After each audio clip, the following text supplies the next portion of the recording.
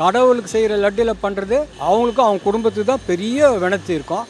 அதை கேள்விப்பட்டோன்னே லட்டு வாங்கி சாப்பிடக்கூட மனசு வர மாட்டேங்குது. டைஜஸ்ட் பண்ண முடியல. இத்தனை வருஷமாக அந்த மாதிரிலாம் சாப்பிட்டோமா அப்படின்ற மாதிரி ஒரு கொஷின் மார்க் தான் எல்லாருக்கிட்டையும் ஓடிக்கிட்டு. இதை ஒரு பொழப்பா நினச்சின்னு பண்ணுறவனுங்களுக்குலாம் இதெல்லாம் ஒரு பொழப்பான்னு கேட்கணும் போல தான் இருக்குது. நீங்கள் இமீடியட்டாக அவங்கள அரெஸ்ட் பண்ணணும்னு நினைக்கிறேன். அவங்கள டோட்டலாக சேஞ்ச் பண்ணிவிட்டு வேறு ஆளை போடணும்னு நினைக்கிறேன். ஒன்றும் இல்லை, திருப்பதிக்கு நல்லா காசு இருக்குது, கவர்மெண்ட்டோட அதிகமாக இருக்குது, அந்த பொறாமையில் கூட சொல்லலாம். குவாலிட்டியான நெய் வாங்கணும்ல, ஏன் வாங்கலை? அங்கே தான் பெரிய தப்பு நடந்திருக்கு. திடீர்னு இப்போ மாறி ஆட்சி மாறுறது இந்த டவுட் இதுன்றதுலாம் எப்படின்னு சரியாக தெரியல. இதெல்லாம் சும்மா அப்பட்டமான பொய்யா இருக்கும்னு என்னுடைய கருத்து. நீ ஏன் கம்ப்ளைண்ட் கொடுக்கல? லட்டு சரியில்லை, நீங்கள் ஒரு பரிசு இது பண்ணணும் அப்படின்னு சொல்லிட்டு ஏன் கம்ப்ளைண்ட் கொடுக்கல? இது ஏன் முதல்லேருந்தே கண்டுபிடிச்சிருக்க முடியாதா?